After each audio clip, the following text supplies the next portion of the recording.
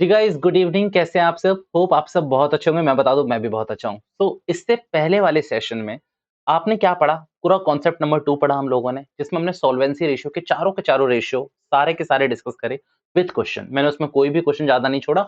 But हाँ, मैं अब ये कहना चाहूंगा कि जो अब मैं एक्टिविटी रेशियो कराने वाला हूँ, यानी कि कॉन्सेप्ट नंबर 3, उसमें हो सकता है कि मैं कुछ क्वेश्चंस को डिस्कस भी ना करूँ आपके संग, और ये भी हो सकता है कि शायद आप उस क्वेश्चन में अटक जाओ। यार देखो, पहली बात तो अगर आपको वो हो जाता है, बहुत अच्छी बात है, वेल एंड गुड। भैया नहीं होता, एक बार आप उसका सॉल्यूशन देख लीजिए, तब भी नहीं होता, तो आपको क्वेरी रेज़ कर देनी है और आपको पूछ लेना है कि भैया उसको किस तरीके से करना है। कॉन्सेप्ट नंबर 3 मेरे संग आप लिखना शुरू करिए, और ये ना बहुत ईज़ी है, और इसको करने का तरीका भी हम थोड़ा अलग करेंगे। अलग मीन्स कि एक ही संग हम उन सारे रेशियो को पढ़ जाएँगे, अलग-अलग पढ़ने की ज़रूरत नहीं है, ठीक है? आप एक काम करिए, सबसे पहले कॉन्सेप्ट नंबर 3 लिखिए,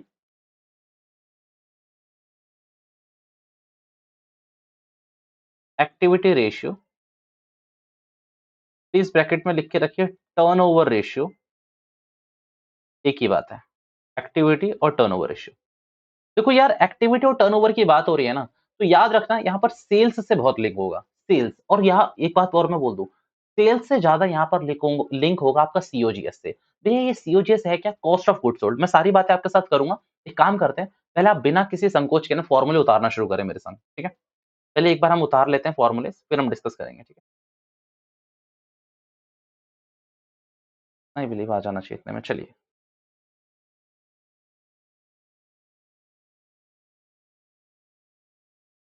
चलिए, सबसे पहले लिखिए इन्वेंट्री टर्नओवर रेशियो। आप एक और इसको बोल सकते हैं, थोड़ी अगर आवाज आ रही हो तो प्लीज उसको इग्नोर कर देना, stock turnover ratio.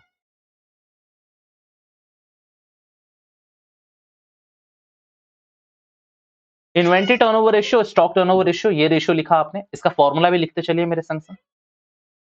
COGS divide by average inventory.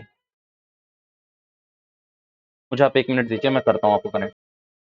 ठीक है, चलो अब लिखना स्टार्ट कर लो, कोई आवाज नहीं आएगी। COGS divide by average inventory, ये पहला फॉर्मूला आपका। दूसरा,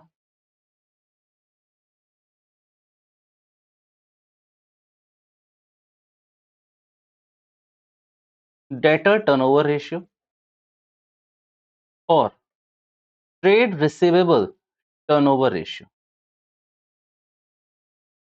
आप ऐसे ही लिखना, डेटा टर्नओवर रेशियो, टीओ यानी कि टर्नओवर मैं लिख रहा हूँ शॉर्ट में, मेरे पास जगह थोड़ी कम है, तो आप इस तरीके से लिखेंगे। तो ये फॉर्मूला लिखेंगे इसका आप लोग,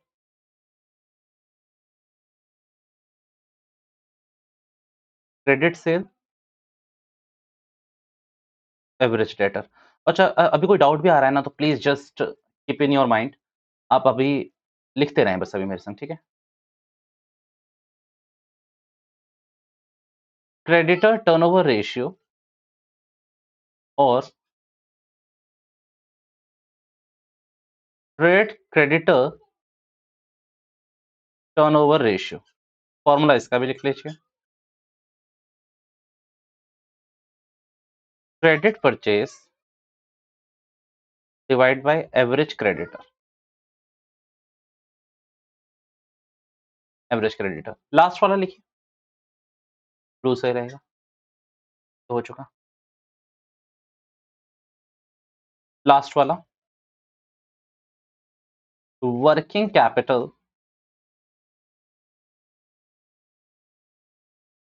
टर्नओवर रेशियो, इसका कोई दूसरा नाम नहीं है,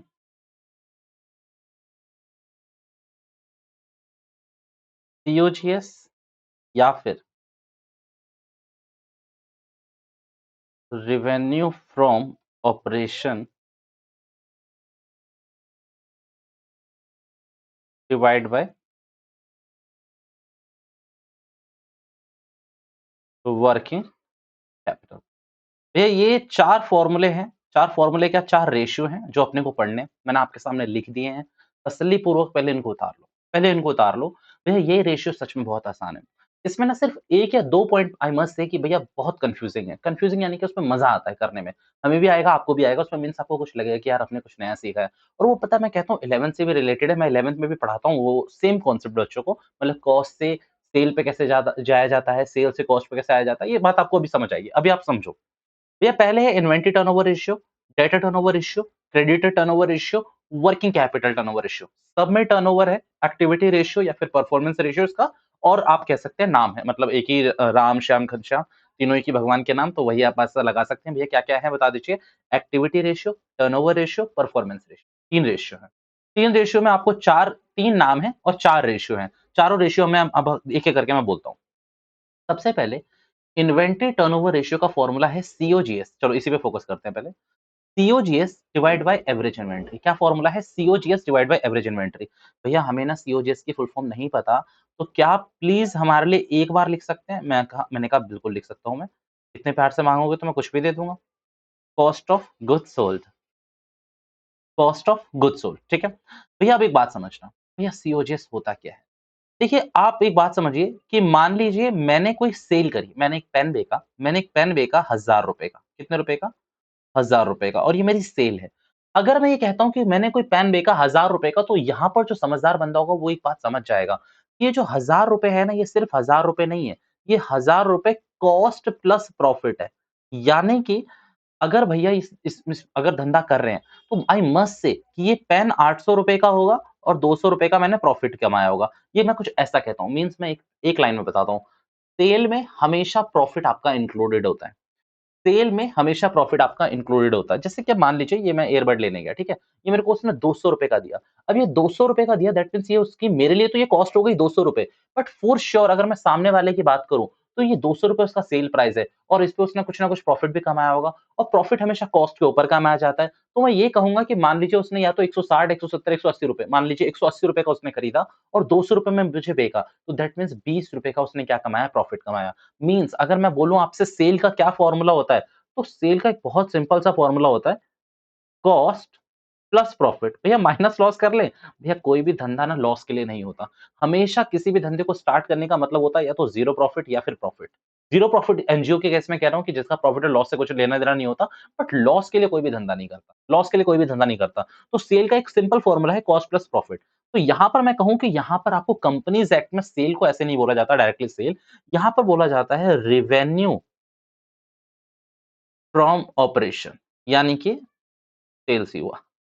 ये पता है हर बार मैं ना सेल को बोलता हूँ कि sale is what, sale is revenue, sale is revenue, बच्चे मानते नहीं है। अब यहाँ देखो आ गया ना, सेल का मतलब है रिवेन्यू फ्रॉम ऑपरेशन। कॉस्ट को हम बोलते हैं COGS, यानी कि कॉस्ट ऑफ गुड सोल्ड, और यहाँ पर मैं प्रॉफिट को बोल सकता हूँ जीपी, ग्रॉस प्रॉफिट। अभी के लिए ग्रॉस प्रॉफिट बोल रहा हूँ, एनपी भी होता है कई जगह, बट वैसे जीपी ही होता है। बट अभी मैं आपको क्या बोल रहा हूँ, मैं आपको कंफ्यूज करता ही नहीं, मैं प्रॉफिट लिख देता हूँ, ठीक है। भैया सीओजीएस का मतलब जरा एक बार फिर से बताएंगे? ठीक है, सीओजीएस का मतलब ये एयरबड उसने मुझे 200 में बेचा, कॉस्ट ऑफ गुड्स सोल्ड, भैया उसके लिए इस बिके हुए सामान की कीमत क्या थी? उस सामने वाले के लिए इस बिके हुए सामान की कीमत क्या थी? That is cost of goods sold. Means जो माल बेचा, ये माल बेचा, उसकी cost, cost of goods sold. जो माल बेच चुका है उसके मेरे लिए कॉस्ट क्या थी? तो भैया वो सामने वाला बोलेगा मेरे लिए कॉस्ट 180 रुपए थी। 180 रुपए कॉस्ट थी, 20 रुपए उसने प्रॉफिट ऐड करा, सेल कितना हो गया? 200 रुपए, यानी कि रिवेन्यू फ्रॉम ऑपरेशन हो गया आपका 200 रुपए। ये आपका पूरा का पूरा इसमें छोटा-छोटा मुद्दा है, मैं एकदम धीरे-धीरे ही चलना चाहता हूँ, ठीक है? मैं बस simple speed thrills but kills, okay? Revenue from operation COGS plus profit. भैया एक बात बताइए, अगर यहाँ से सीओजीएस निकालने के लिए मैं बोल दूँ तो भैया आप लोगों को ज़्यादा टाइम कहाँ लगने वाला है? रेवेन्यू फ्रॉम ऑपरेशन और माइनस कर देंगे आप लोग प्रॉफिट। फॉर श्योर आप यही करने वाले हो। इसके अलावा और आप कुछ नहीं करने वाले, आप यही करने वाले हो सीओजीएस निकालने के लिए। अब मेरा मुद्दा एक और शुरू होता है कि सीओजीएस ऐसे निकल गया। क्या सीओजीएस किसी और तरीके से निकल सकता है? हाँ, सीओजीएस एक सिंपल तरीके से भी निकल सकता है। Opening stock plus purchases minus closing stock and plus direct expenses. ये आपका दूसरा फॉर्मूला है, ठीक है। ये फॉर्मूला ना मुझे ऐसा लगता है कि आपने बचपन में शायद कहीं देखा होगा। Opening stock plus purchase minus closing stock plus direct expenses. भैया डायरेक्ट एक्सपेंसेस में क्या क्या आ जाता है? भैया कैरेज इनवर्ड, कैरेज इनवर्ड, आपकी वेजेस, आपकी सैलरी, अगर ऐसा कुछ है तो वो आएगा आपका डायरेक्ट एक्सपेंस में। भैया डायरेक्ट एक्सपेंस के लिए काम करिए, लिख लीजिए wages, salary, carriage inward. Carriage inward मतलब भाड़ा, जो माल खरीदा उस पर आपने भाड़ा खरीदा, भरा, सॉरी। भाड़ा भरता, पता नहीं क्या बोल दिया मैंने। वेजेस, सैलरी, कैरेज इनवर्ड, ये आपका क्या होता है, डायरेक्ट एक्सपेंसेस होते हैं। डायरेक्ट एक्सपेंसेस यानी कि ट्रेडिंग में जो आते हैं। सिंपल अगर मैं एक लाइन में बोलने की कोशिश करूँ तो डायरेक्टली, भैया ये तरीके से भी आपको बोला जा सकता है। बट आपको ना क्वेश्चन में कई बार ऐसा बोला जाता है कि वो मैन्युफैक्चरिंग एंटिटी है, उसके लिए थोड़ा-सा फ़ॉर्मूला चेंज करा जाता है। वैसे तो मैं क्या बोलूँ, ये भी मैन्युफैक्चरिंग एंटिटी के लिए है। बट अगर ये डायरेक्ट फ़ॉर्मूला नहीं लग रहा तो एक टेढ़ा फ़ॉर्मूला भी है। टेढ़ा फ़ॉर्मूला देखो, cost of material consumed, means मैं एक बात बोलूँ, ये एसपीएल से बना रहा हूँ मैं। भैया एसपीएल क्या है? Statement of profit and loss से बनाने की कोशिश कर रहा हूँ। यानी कि यहाँ पर एसपीएल का डेटा ज़्यादा होगा। भैया एसपीएल की ना हमने सर्च कर ली, अभी आपके पास कोई वीडियो नहीं है, आपने ना ही डाली है, आपने बैलेंस शीट तो डाल दी है। भैया मैं सच कहूँ, आप यहाँ आपका यहाँ से काम चल जाएगा। एसपीएल मैं आपको बताऊँगा ज़रूर, मैं कराऊँगा ज़रूर। बट हाँ, आई एग्रीड कि वो अभी पेंडिंग है। वो पेंडिंग है, मैं वो मैं करवा दूँगा। Cost of material consumed plus purchase of stock in trade, इसी तरीके से लिखना क्योंकि मुझे इस पे एक्सप्लेनेशन देनी है।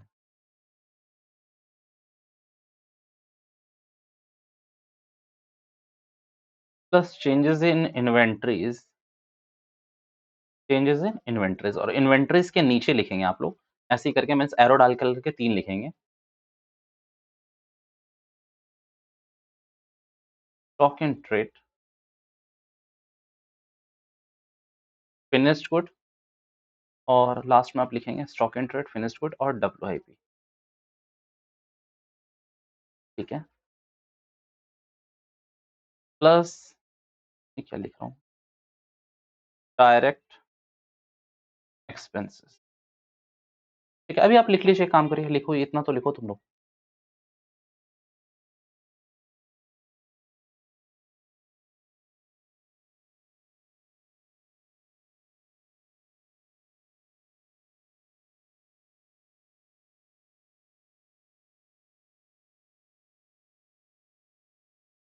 चेंजेस का मतलब लिखो ओपनिंग माइनस क्लोजिंग।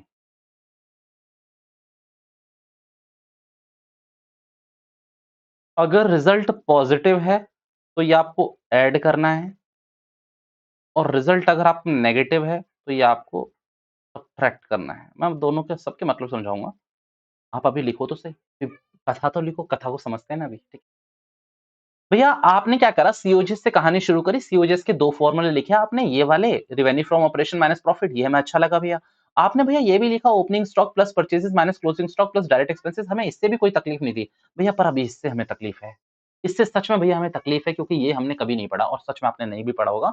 बट हाँ, आपको मैं समझा रहा हूँ, आप समझने की कोशिश करना। देखो, कॉस्ट ऑफ मटेरियल कंज्यूम्ड हमेशा आता है रॉ मटेरियल के लिए। भैया ये डेटा ना आपको क्वेश्चन में एग्जैक्टली एज इट इज दे रखा होगा, कॉस्ट ऑफ मटेरियल कंज्यूम, तो समझ जाना कि आपको ये वाला फॉर्मूला लगाना है। तो कॉस्ट ऑफ मटेरियल कंज्यूम पहले आपने लगाया, फिर आपको निकालना है purchase of stock in trade, ये सब आपको दे रखा होगा एसपीएल में, मैं भी दिखाऊंगा, इससे रिलेटेड मैं क्वेश्चन कराऊंगा, तभी मैं आगे बढ़ूंगा। Purchase of stock in trade plus करना है आपको चेंजेस इन इन्वेंटरीज। अब ये सुनना, चेंजेस इन इन्वेंटरीज में स्टॉक इन ट्रेड है, फिनिश्ड गुड है, डब्ल्यूआईपी, इन तीनों में से शायद कोई हो सकता है, कोई नहीं हो सकता, आपके ऊपर है कि क्वेश्चन में क्या मिलता है आपको। अब यहाँ पर इन तीनों में आपको 2 बातें याद रखनी है कि अगर आपको चेंजेस के लिए क्या निकालना, ओपनिंग माइनस क्लोजिंग, ये भी क्वेश्चन में दे रखा है। अगर आंसर पॉजिटिव आ रहा है तो ऐड कर देना, रिड्यूस आ रहा है तो माइनस ही करना है आपको। मींस यहाँ पर जो प्लस लिखा हुआ है ना मैंने, अगर आपका आंसर प्लस में आ रहा है तो प्लस कर देना, माइनस में आ रहा है तो माइनस में कर देना। दूसरा अगर मैं ये कहूँ, अगर आपका ओपनिंग स्टॉक क्लोजिंग स्टॉक से ज्यादा है तो आंसर प्लस करना है, अगर आपका ओपनिंग स्टॉक क्लोजिंग स्टॉक से कम है तो आंसर माइनस करना है। भैया आप ये करा रहे हो, आपको समझ आ रहा है कि आप क्या करा रहे हो? मैं आपको समझाता हूँ, आपको नहीं समझ आएगा अभी, आप देखना। यहां से चेपना शुरू करो, purchase of stock in trade और changes inventories of stock in trade समझो। यहां से ये 2 चीजें समझना। ये 2 चीजें क्या है सुनो, मैं अगर इसको लिखूं तो ये कैसा है, परचेज, और चेंजेस इन इन्वेंटरी को मैंने क्या लिखवाया नीचे, ओपनिंग माइनस क्लोजिंग। भैया आप हमें क्यों बेवकूफ बना रहे हो? आप ऐसा भी तो बोल सकते थे opening plus purchases minus closing, तो आप इतना टिपिकल क्यों दे रहे हो? भैया मैं क्वेश्चन के अकॉर्डिंग करवा रहा हूँ। मैं आपको क्वेश्चंस के अकॉर्डिंग करा रहा हूँ, क्योंकि क्वेश्चन पूछा जाएगा शेड्यूल 3 से रिलेटेड। क्वेश्चन पूछा जाएगा शेड्यूल 3 से, कि शेड्यूल 3 की पूरी फॉर्मेटिंग दी जाएगी और उसमें से ही आपको डेटा चुराना है। तो जब उसमें से अपने को पूरा का पूरा डेटा चुराना है तो अपने को दिमाग अलर्ट रखना पड़ेगा कि किस तरीके से अपने को आंसर निकालना है। नो डाउट कि इसके पीछे का बेस यही है, और यही बेस अभी मैंने ऊपर भी लिखा हुआ है। बट आपको समझना पड़ेगा कि आपको इसी तरीके से करना है। बस मैंने आपको एक हिंट दे दी। अच्छा, कुछ बच्चे कहेंगे कि purchase of stock in trade तो हो गया, ये हो गया, भैया purchase of stock in FG और डब्ल्यूआईपी नहीं है। एफजी यानी कि फिनिश्ड गुड और वर्क इन डब्ल्यूआईपी यानी कि वर्क इन प्रोग्रेस। गधो, फिनिश्ड गुड को आप खरीदोगे क्यों किसी से? अगर आप मैन्युफैक्चरिंग एंटिटी हो तो आप फिनिश्ड गुड को किसी से खरीदोगे क्यों? आप कितनी बड़ी बेवकूफ़ वाली बात कर रहे हो, आप सोचो। ये मैं क्या करता हूँ, इस पेन को पूरा-सा प्लास्टिक से बनाकर ये पूरा पेन निप विप लगाकर पूरा बनाता हूँ। अगर मैं इसको पूरा बनाता हूँ, यूँ मैन्युफैक्चर ही करता हूँ, तो मैं इसको ट्रेड क्यों करूँगा? मैं किसी से खरीदूँगा क्यों? अगर मैं किसी से खरीद के बेच रहा हूँ, that is my trading stock ना, that is stock in trade. जैसे कि आप मान लीजिए इस पेन के ऊपर लगने वाली ये मान लीजिए ये सेल है। इस पेन में लेट्स से एक सेल लगता है। इस सेल को मैं किसी और से खरीदता हूँ, तो उसको मैं कह सकता हूँ कि हाँ भाई वो स्टॉक इन ट्रेड मैंने परचेज़ भी करा होगा तो उसका मैंने ओपनिंग क्लोजिंग का बैलेंस ले लिया। भैया ये रॉ मटेरियल क्या हो गया? प्लास्टिक हो गया एक तरीके से। अब ये जो फिनिश्ड गुड और डब्ल्यूआईपी है, ये तो बनाऊँगा ना मैं इससे, ये कैसे बनाऊँगा? भैया इस रॉ मटेरियल को यूज़ करके मैं डब्ल्यूआईपी बनाऊँगा और कुछ पेन्स ऐसे होंगे जो मेरे डब्ल्यूआईपी के स्टेज से होकर फिनिश्ड गुड तक पहुँच चुके होंगे। मान लो किसी में रिफिल लगना बाकी है, तो वो डब्ल्यूआईपी है और किसी में पूरी रिफिल लग गई, पूरा रेडी है, अप टू डेट है, मार्क मतलब हर चीज़ हो रखी है, उसकी चेकिंग-वेकिंग हो चुकी है। तो वो मेरा फिनिश्ड गुड बनेगा। वो मेरा फिनिश्ड गुड बनेगा और उसकी भी मैं इन्वेंटरी देखूँगा क्योंकि देखो चेंजेज़ इन सीओजीएस में सारी चीज़ें आती हैं। रॉ मटेरियल भी आएगा, डब्ल्यूआईपी भी आ जाएगा, फिनिश्ड गुड भी आएगा। भैया ये स्टॉक इन ट्रेड क्यों आएगा? मान लीजिए आपके कोई ऐसी वो थे ऐसा ऑब्जेक्ट था, ऐसा मटेरियल लगता था जो आप कहीं से प्रोक्योर करते थे। प्रोक्योर यानी कि कहीं से लेते थे, इसमें फिट करते थे और बस बेच देते थे। भैया कई मैन्युफैक्चरिंग एंटिटी क्या करती है, किसी और से कोई चीज़ लेती है। जैसे कि मैं आपको बहुत तगड़ा एग्ज़ाम्पल देता हूँ। आपने ना बाइक की मैन्युफैक्चरिंग देखना, जैसे कि स्प्लेंडर हो गई, बुलेट हो गई, जहाँ भी बनती है। जैसे कि बुलेट का मेरे को पता है कि मैन्युफैक्चरिंग जो एंटिटी है सबसे बड़ी चेन्नई में है। तो भैया जो उनकी वहाँ जो बैटरी लगती है ना, वो बैटरी वो किसी कंपनी से खरीदती हैं। वो प्रोक्योर करती है किसी कंपनी से। बुलेट क्या करती है, रॉयल एनफील्ड आपकी जो बैटरीज़ होती है वो किसी और कंपनी से लेती है, मैन्युफैक्चर नहीं करती। बट अगर यहीं आप शायद बीएमडब्ल्यू की बात करो तो बीएमडब्ल्यू अपनी बैटरी सेपरेट बनवाती है। भैया हो सकता है ना? अच्छा मान लो कि आप सोचो कि सच में ऐसा होता है, मैं आपको एग्ज़ाम्पल दे रहा हूँ बट हाँ, बुलेट वाला कन्फर्म है कि वो अपनी बैटरी कहीं और से लेते हैं। वो अपनी बैटरी कहीं और से लेते हैं क्योंकि आप उनकी बैटरी देखोगे, उनकी बैटरी में रॉयल एनफील्ड नहीं लिखा रहता। मेरे पास खुद है, मेरे वो रॉयल एनफील्ड नहीं लिखा हुआ, कोई और बैटरी है, एमरॉन की शायद, एमरॉन की, एएमआरआईओएन ऐसा कुछ है, एमरॉन की बैटरी है उन लोगों की। तो भैया वो रॉयल एनफील्ड की कंपनी नहीं है। तो भैया मैन्युफैक्चरिंग एंटिटी भी कई बार किसी से स्टॉक लेकर बनाकर उसे बेच देती है। खत्म कहानी। ठीक है? तो आपको इस तरीके से फॉर्मेट देखना है, बाकी आपको कुछ चीज़ें क्लियर कब होगी क्वेश्चन्स करने के संग। भैया एक बात बताओ 3 चीज़ें बताई, तीनों चीज़ क्वेश्चन के संग क्लियर हो गया। अभी मैं और बात करूँगा तभी मैं क्वेश्चन्स पे जाऊँगा। तो यहाँ पर ना ये प्रॉफिट को भी फँसाया जाता है। मीन्स ये प्रॉफिट ना कई बार ऐसे परसेंटेज में दे देगा, कई बार ऐसे फँसाएगा आपको। तो आपको यहाँ पर एक चीज़ ध्यान रखनी है जो कि मैं अभी बताने वाला हूँ आपको। अब देखो, इसके लिए ऐसे लिख के रखो, रेफर बिलो रेफर बिलो, ठीक है? ये लास्ट चीज़ समझ लो फिर आपकी लाइफ जिंगालाला होने वाली है।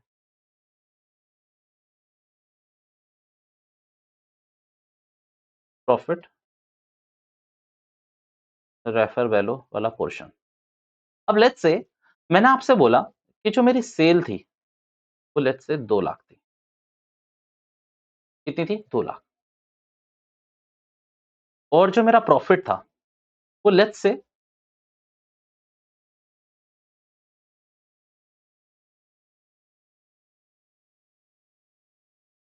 अभी उतारना मत 1 मिनट, ठीक है?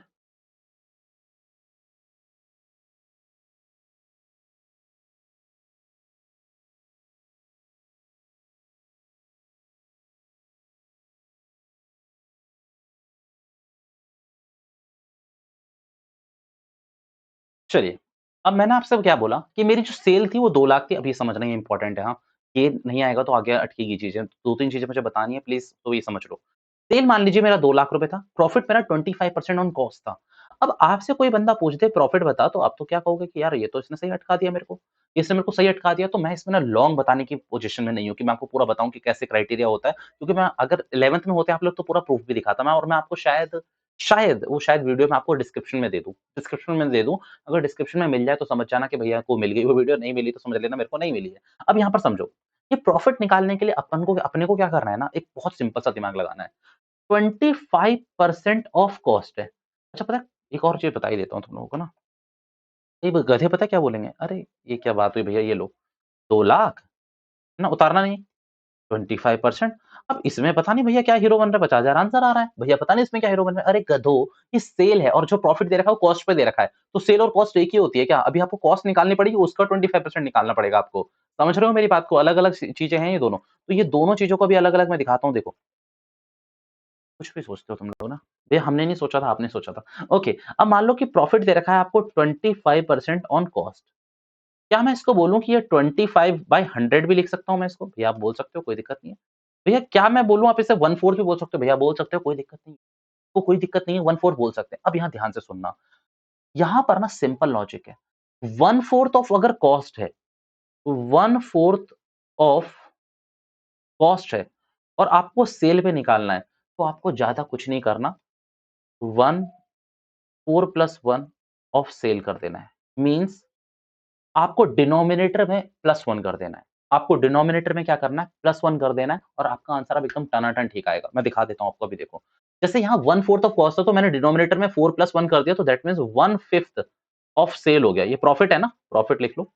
प्रॉफिट आपको अगर 1/4 ऑफ कॉस्ट दे रखा है, तो आप डिनोमिनेटर में 1 ऐड कर दो, आपका 1/4 ऑफ सेल आ जाएगा। तो 1/5 ऑफ सेल हो गया और 1/5 ऑफ सेल को अगर मैं परसेंटेज में कन्वर्ट करूँ, तो भैया आप देख लेना, 100 से मल्टीप्लाई कर लेना, डिवाइड बाय 5, ये आ गया आपका 20%। ये आपका कितना आ गया? 20%। अब यहाँ पर आप बताओ कि आपकी सेल कितनी रही? तो सेल थी भैया आपकी 2 लाख रुपए और अगर आप इससे प्रॉफिट निकालोगे, तो वो कितना निकलेगा? ध्यान से देखना, 20% करोगे तो भैया 2 लाख का 20% आपका 40,000 रुपए आपका प्रॉफिट निकल गया। अब एक बात बताओगे मुझे, चलो और चेक करते हैं। सीओजीएस क्या निकल के आ गया? तो भैया सेल में से प्रॉफिट माइनस करा, 160 मेरा सीओजीएस निकल के आ गया। अब एक बात ध्यान से सोचो, इनिशियल डेटा में क्या दे रखा था आपको? 25% ऑफ कॉस्ट ना, तो आप यहाँ से भी प्रॉफिट निकाल के क्रॉस चेक करो। प्रॉफिट कॉस्ट के हिसाब से निकालोगे, तो 160 का 25% करोगे, तो फॉर श्योर ये आपका कितना आएगा? 40,000 ही आएगा। भैया एक बार क्रॉस चेक कर लीजिए। तो क्रॉस चेक कर लेता हूँ मैं, तो ये जल्दी से देख लेता हूँ। 1,60,000 इंटू 25% ये आपका 40,000 ही आ रहा है, जो कि फॉर श्योर सही था। भैया क्या बताया आपने? आप प्लीज़ इलैबोरेट कर देंगे? क्या आप बताने से पहले ना काम करो ना, मैं लिखवाता हूँ आपको पहले। ये शॉर्ट ट्रिक्स है, ठीक है? ये शॉर्ट ट्रिक है एक तरीके से। तो देखो, जब भी आपको पहला लिखना चाहिए, कॉस्ट से सेल पे जाना है, तो सुनो, आप क्या करोगे? तो यहाँ पर जो भी कॉस्ट का दे रखो, मान लो कि 1/x दे रखा है और कॉस्ट से आपको सेल का निकालना है, तो 1 में x प्लस 1 कर लोगे। यानी कि अगर जो प्रॉफिट है, ऐसा लिख लो, प्रॉफिट 1x दे रखा है, 1x ऑफ कॉस्ट दे रखा है। काम करो ना तुम लोग, ये उतारे या नहीं उतारे? मतलब इतनी चीजें कटिंग कर रहे हो, सॉरी। 1/5 ऑफ कॉस्ट है, तो इसे कर लेना 1 में x प्लस 1 ऑफ सेल कर लेना, मतलब डिनोमिनेटर में एक ऐड कर लेना। और अगर आपको प्रॉफिट, यानी कि अब यहाँ पर चेंज कर रहा हूँ मैं इसे, सेल से कॉस्ट पे जाना है। किससे? सेल से कॉस्ट पे, यानी कि यहाँ पर 1x ऑफ सेल है, तो और आपको कॉस्ट पे जाना है, तो कॉस्ट पे जाने के लिए एक माइनस कर लेना, x माइनस 1 ऑफ कॉस्ट। मुझे एक बात बताओ कि परसेंटेज जो प्रॉफिट में होता है, किसमें ज़्यादा होता है? कॉस्ट पे या सेल पे? तो याद रखना कॉस्ट पे, क्योंकि कॉस्ट हमेशा आपकी सेल की कम होगी ना, तो परसेंटेज ज़्यादा दिखाना पड़ेगा प्रॉफिट के लिए। ऊपर वाले क्वेश्चन में साफ देखो, आपका जो प्रॉफिट है ऑन कॉस्ट वो 25% है और प्रॉफिट ऑन सेल 20% है। रीज़न एक ही है, क्योंकि सेल में प्रॉफिट ऑलरेडी इंक्लूड होता है और कॉस्ट में प्रॉफिट इंक्लूड नहीं होता, तो बस सिंपल ये तरीका है। मैं आपको सिंपल एक बात बोलूँ, मैं ज़्यादा लॉजिकल नहीं जाना चाहता इसमें, एक बात याद रख लो।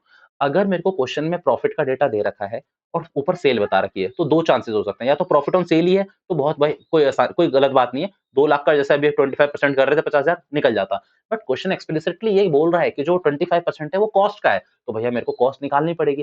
तो अगर 25% कॉस्ट का है, तो सबसे पहले मैं उसे 1/4 लिख लूँगा। 1/4 ऑफ कॉस्ट को अगर मैं सेल पे जाना चाहता हूँ, कॉस्ट से सेल पे, तो कॉस्ट से सेल पे जाने के लिए देखो एक प्लस करना है आपको। जैसे यहाँ 1/4 है, तो 1/4 + 1 कर देना और 1/5 को भी डायरेक्टली करोगे तो भी आंसर सेम आएगा, बस मैंने आपको उसको परसेंटेज से चेंज करना सिखा दिया। भैया 1/5 यानी कि भैया 2 लाख का अगर 1/5 भी करते आप लोग, जैसे ऊपर वाले क्वेश्चन में, तो कितना आता आपका? आप देखो ना, 1/5 ही था, क्या था? हाँ, अगर ये 1/5 है, तो 2 लाख का अगर 1/5 करते तो भी तो 40,000 ही आता है ना। 2 लाख का मैं कहना चाहता हूँ 1/5 करते तो भी तो आंसर 40,000 आता। तो कोई दिक्कत नहीं है, वो मैंने परसेंटेज में बस कन्वर्ट करके दिखा दिया आपको। अगर मान लीजिए सेल का दे रखा है और कॉस्ट का डेटा दे रखा है, यानी कि आपको कॉस्ट बता दिया है और प्रॉफिट बोल रहा है 20% ऑन सेल, तो आपको कुछ नहीं करना, 20% ऑन सेल है ना, तो 20/100 यानी कि ये हो गया 1/5 और आपको किस पे जाना है? कॉस्ट पे, तो कोई दिक्कत नहीं है, इसको 1/4 कर दो। भैया 1/5 ऑफ अगर वो है, 1/5 ऑफ सेल है, तो 1/4 ऑफ कॉस्ट होगा, आपको कम कर देना है कॉस्ट पे जाने के लिए। कॉस्ट पे जाने के लिए कम करना है, सेल पे जाने के लिए एक प्लस कर देना है डिनोमिनेटर में, खत्म कहानी। डन है? और देखो 1/5 आपका 20% है और 1/4 आपका 20%, 1/4 आपका 25% निकल के आएगा और 1/5 की बात करोगे तो 25% निकल के आएगा, खत्म कहानी, एक ही बात है। देखो, मैं क्या कहने की कोशिश कर रहा हूँ, यहाँ मैंने क्या एग्ज़ाम्पल लिया था, 1 मिनट, मैं एग्ज़ाम्पल को ले आता हूँ। देखो, जैसे यहाँ पर 20/100 था, 20%, 1/5 यानी कि 20% आ गया, तो ये भैया देखो, कॉस्ट सेल पे हमेशा कम रहेगा, बट अगर इस 1/4 को कन्वर्ट करोगे ना, 1/4 को, तो ये निकल के आएगा 25%, तो कॉस्ट पे ज़्यादा आएगा। कॉस्ट पे हमेशा जो जीपी का परसेंटेज होता है वो ज़्यादा आता है, क्योंकि भैया उसमें प्रॉफिट इंक्लूड नहीं होता। ये बात समझोगे आप लोग जब क्वेश्चंस करोगे। मैं जो बोल रहा हूँ ना, अभी देखो यहाँ पर 2 मार्क्स होंगे, यानी कि 100 बच्चों में से 50 को ही समझ आ जाएगा कि क्या चीज़ है। 30 ये कन्फ्यूज़ होंगे कि भैया पढ़ा क्या रहे हैं, और 20 को कुछ समझ ही नहीं आ रहा होगा। तो ये जो 50 बंदे बाकी के हैं ना, भैया आप क्वेश्चंस का वेट कर लो। आप 1-2 क्वेश्चन का वेट कर लो, आपको सारी चीज़ें क्लैरिटी में मैं दे दूँगा, ठीक है? टेंशन मत लो, मैं सबको अज़्यूम करके ही चलता हूँ, ठीक है? मैं ये नहीं मानता कि सारे एक जैसे बच्चे हैं कि एक ही बार में आ जाए। तो भैया आप हमें बेवकूफ़ कहना चाहते हैं? नहीं, ऐसा कुछ भी नहीं है, ऐसा कुछ भी नहीं है। कोई टीचर कभी किसी स्टूडेंट को बेवकूफ़ बोलता है, मैं बोलता हूँ तो मज़ाक में बोलते हैं हम लोग, राइट? ओके, भैया और कुछ बताना है आपको? नहीं, अभी मैंने इसमें बहुत चीज़ें बता दी है। तो चलो, अब एक काम करते हैं, ये भैया ये तो पूरा-पूरा क्लियर है, और कुछ बात करनी है तो भैया कर लो पहले ही। एक काम करते हैं, पहले क्वेश्चन्स करते हैं, फिर हम इस पे बातें करेंगे, ठीक है? एक काम करिए, क्वेश्चन्स करते हैं। कहाँ से शुरू है भैया क्वेश्चन आपके? क्वेश्चन आपके शुरू हैं, अगर आप देखेंगे, तो क्वेश्चन नंबर 65 से, क्योंकि 64 तक हम लास्ट क्लास में कर चुके थे। 65 से शुरू है। अब आप लोग अपनी बुक निकाल लीजिएगा, क्योंकि हो सकता है कि मेरे को लिखने के लिए जगह कम पड़ जाए, तो मैं आपको कम दिखाऊँ। ठीक है। क्वेश्चन नंबर 65 से शुरू करते हैं। Cost of revenue from operation यानी कि सीओजीएस। हाँ, एक और चीज़ याद रखना, सीओजीएस को ही cost of revenue from operation भी कहा जाता है, यानी कि कॉस्ट ऑफ गुड्स सोल्ड ही हुआ एक तरीके से। कितना दे रखा है? 9 lakh. Inventory in the beginning of the year 2.5 lakh. ये क्या हो गया? कुछ नहीं हुआ बच्चों। ये यहाँ ना एवरेज इन्वेंटरी लिखी है, और हो सकता है एवरेज का मतलब कुछ बच्चों को ना पता हो। तो जो भी एवरेज लिखा है ना, तो इसके नीचे बस इतना लिख लेना, opening plus closing divide by 2। अगर यहाँ इन्वेंटरी है तो opening inventory plus closing inventory divide by 2। अगर यहाँ एवरेज डेटर है तो यानी कि opening debtor plus closing debtor divide by 2। अगर यहाँ पर एवरेज क्रेडिटर है तो opening creditor plus closing creditor divided by 2। यही बात बतानी थी एवरेज निकालने के लिए। अब एक काम करो, उस पे आ जाओ, बैक टू द क्वेश्चन। ठीक है भैया? ओके। अब यहाँ पर आपको ये दिख रहा होगा कि भैया देखो, ऊपर तो आपको क्या दे रखा है डालने के लिए, आपको सीओजीएस डायरेक्टली बता दिया क्वेश्चन में, तो ऊपर तो आ जाएगा आपका 9 लाख आंसर। ठीक है? ऊपर आपका सीओजीएस आ गया। अब एवरेज कैसे करोगे? तो भैया 2.5 lakh plus 3.5 lakh divide by 2। अब 2.5 लाख और 3.5 लाख करोगे तो मेरे ख्याल से 6 लाख होता है, और 6 लाख को 2 से डिवाइड करोगे तो 3 लाख। नीचे 3 लाख आएगा, ऊपर 9 लाख है, तो भैया ये आ जाएगा आपका 3 टाइम्स। याद रखना, आपके जितने भी एक्टिविटी रेशियो है सब टाइम्स में आते हैं, सब टाइम्स में आते हैं। भैया एक और रेशियो टाइम्स में आता है, आईसीआर। इंटरेस्ट कवरेज रेशियो भी आपका टाइम में आता है, जो अभी हमने सबसे लास्ट वाला रेशियो पढ़ा था, वो भी टाइम्स में आएगा, और ये 3 टाइम्स हमारा आंसर आ गया। तो ये काम करिए, without wasting our time, without wasting my time, मेरे को ये कहना चाहिए मस्त से, तुम लोग मेरा टाइम वेस्ट मत करो। मैं नहीं करता तुम लोगों का, तुम मेरा करते हो। एक काम करो, वो क्वेश्चन करते हैं जिसमें आप अटकोगे। क्वेश्चन नंबर 67 देखते हैं, इसमें अटकने जैसा कुछ है या नहीं।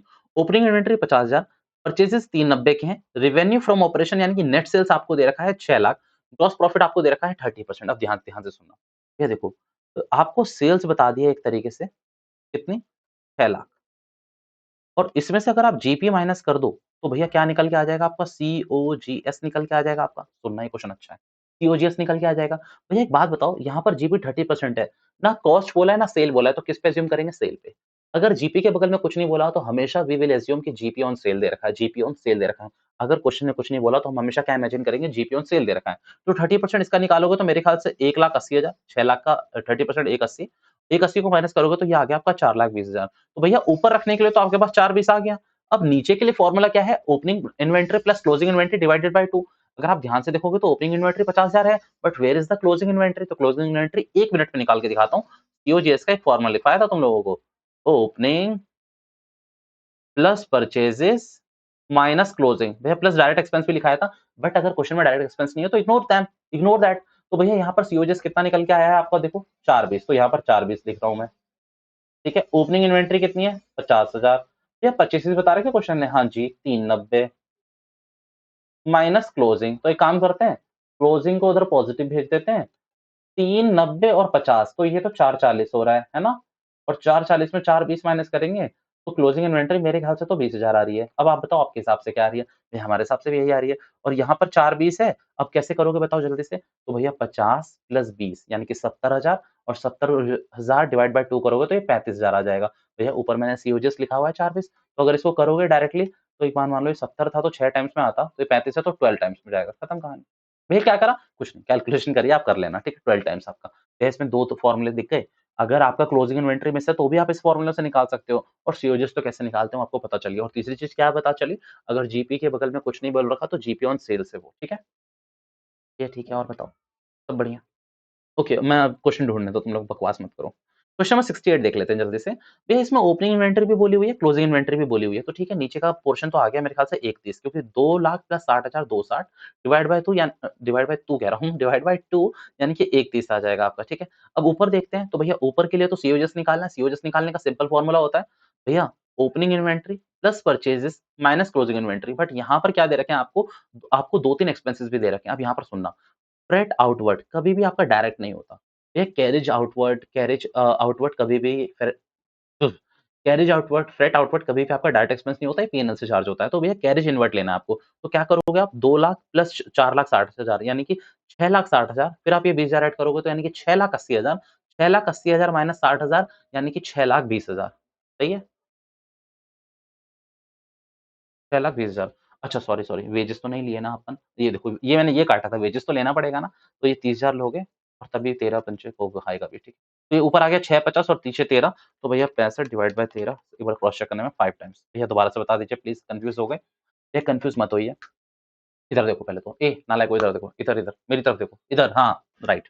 देखो, सीओजीएस निकालने का फॉर्मूला आपको बताया हुआ है, opening inventory plus purchases minus closing inventory, ये सिंपल फॉर्मूला है।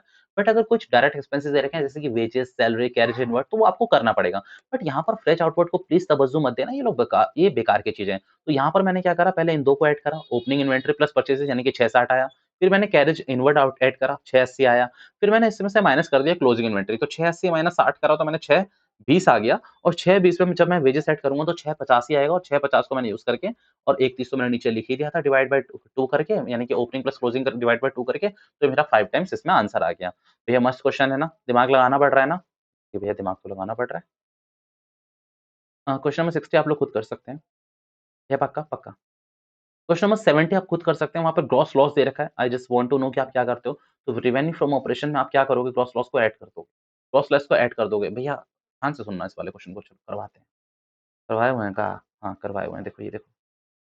मतलब वैसे तो करवाया हुआ है बट मैं आपको बात बताता हूँ, सुनो। ग्रॉस लॉस का क्या मतलब 2 चीज़ें हैं बट आपको कन्फ्यूज़ करने के लिए सुनो ना। कितने का लाया था? 200 का। अब मैं आपसे ये कहूँ कि उसने मुझे ये ₹20 लॉस में दिया है। वो ये मुझसे ये कह रहा था, वैसे हर दुकान वाला बोलता है कि मैं तो आपको लॉस में बेच रहा हूँ। बहुत तुक की बात होती है, हर बार दुकानदार कहता है। तो मान लो दुकानदार ने कहा कि मैं तुझे ₹20 लॉस में बेच रहा हूँ, दैट मीन्स उसको एक्चुअल कॉस्ट क्या पड़ी होगी? 220। तो अब मैं ये कहूँ कि ये जो उसकी एक्चुअल कॉस्ट निकालने के लिए अब मुझे क्या करना पड़ेगा? 200 रिवेन्यू फ्रॉम ऑपरेशन प्लस उसका जो लॉस है वो ऐड करना पड़ेगा। क्योंकि प्रॉफिट होता तो हमेशा माइनस करता, बट लॉस है तो मुझे ऐड करना पड़ेगा। सेम फॉर्मूला आपको यहाँ लगाना है। रिवेन्यू फ्रॉम ऑपरेशन में लॉस रेशियो को आपको ऐड करना पड़ेगा। जितना भी आपका दे रखा है ना ग्रॉस लॉस रेशियो, तो 1,60,000 का 5% यानी कि यहाँ देखो 80,000 कर रखा है, वो ऐड करोगे, 1680 आएगा। 1680 डिवाइड बाय एवरेज इन्वेंटरी दे रखा है, डायरेक्ट करना है। सिंपल है। जीपी माइनस करते हो तो जीएल आपको प्लस करना पड़ेगा। जीएल यानी कि ग्रॉस लॉस, ग्रेट लॉस नहीं, ग्रॉस लॉस, ठीक है। ये छोटा क्वेश्चन था, कोई दिक्कत की बात नहीं होनी चाहिए इसमें। ये तगड़ा क्वेश्चन कराइए प्लीज। ओके। जो मैं क्वेश्चन छोड़ रहा हूँ ना, दैट मीन्स कि मुझे आप पे भरोसा है कि आप कर सकते हैं, बट स्टिल अगर आप नहीं कर सकते तो मुझसे पूछ लेना। तो ये question number 74 very important, question number 74 very important. मैंने भी अपने बच्चे अटकाए थे इसमें। क्वेश्चन नंबर 70 बच्चे अपने बच्चे अटकाए थे मीन्स कि मतलब कर नहीं पाए थे वो लोग, नालायकों। Okay, from the following information, okay, obtained from the books of Kundan Limited, okay, Kundan Limited, calculate the ITR, inventory turnover ratio, last question हो सकता है, याद रखना। ओके, इन्वेंटरी दे रखी है 31 मार्च 2015-16, बताना कौन सा ये होगा? तो ये मेरे हिसाब से 31 मार्च यानी कि 31/3/2016 की इन्वेंटरी होगी। और अगर आप मेरे से पूछो ये कब की होगी भैया, तो ये 31/3/17 की होगी, ये क्लोजिंग इन्वेंटरीज़ है। अब यहाँ पर ध्यान से सोचना, ये आपको बोला हुआ है कि in the year 2015 inventory increased by 2 lakh रुपए, क्या बोला हुआ है मुझे भी नहीं पता, अभी पढ़ूँगा। Revenue from operation gross profit is 25% of cost of revenue from operation. Gross profit is 25% on cost of revenue from operation, यानी कि कॉस्ट पे 25% दे रखा है और ये दे क्या रखा है? Revenue from operation. अब ध्यान से सुनना, ये सिंपल, 25% ऑफ कॉस्ट दे रखा है, दैट मीन्स 1/4 ऑफ कॉस्ट, सही कह रहा हूँ? अब यहाँ इसको लिखना 1/4 ऑफ कॉस्ट, इसको सही से काम करें, इसको कर लेते हैं सही से। ये सही से करने का मतलब इसको मैं उसमें करा देता हूँ, question number 74, question number 74।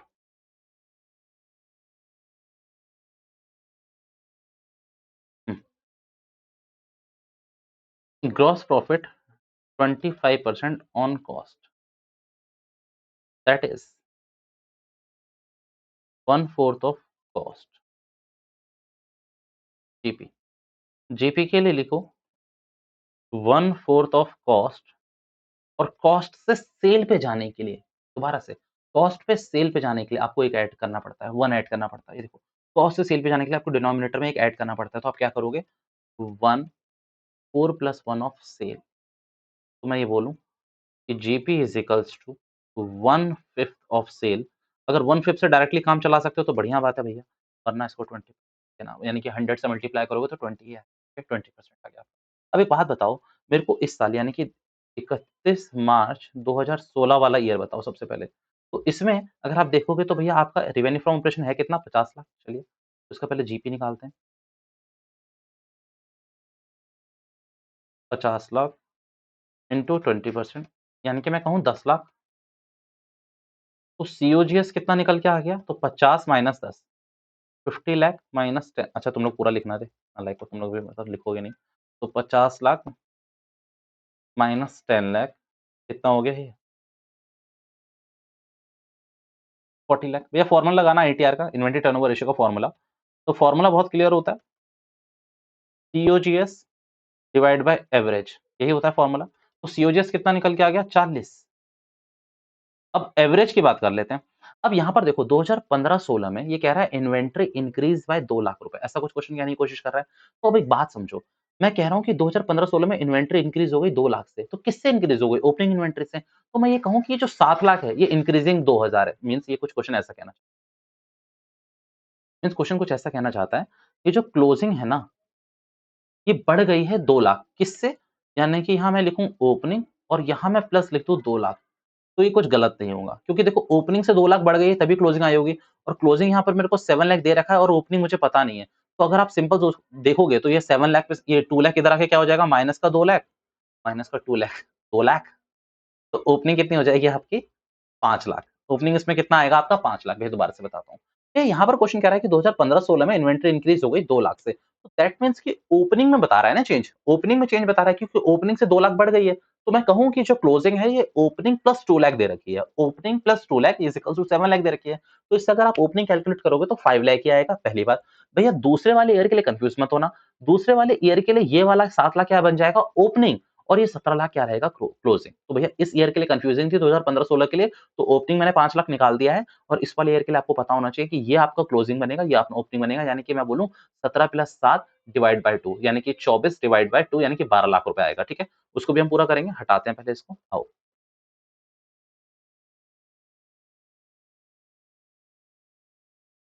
Opening plus 2 lakh, eighty क्यों लिख देना, ठीक है? समझ जाएगा एग्जामिनर। 7 लाख, तो ओपनिंग कितना निकल के आ गया आपका? 5 लाख। अब 7 5 12, और 12 डिवाइड बाय 2 करोगे तो करके दिखा देना यार एक बार। 7 5 डिवाइड बाय 2, अब इसको कैसे लिखोगे? 12 डिवाइड बाय 6, तो 40 को 6 से करोगे, यही होगा ना? 7 5 12, तो 40 लाख को 6 से करोगे, कितना आ रहा है आंसर आपका? कुछ गड़बड़ हुई है क्या इसमें?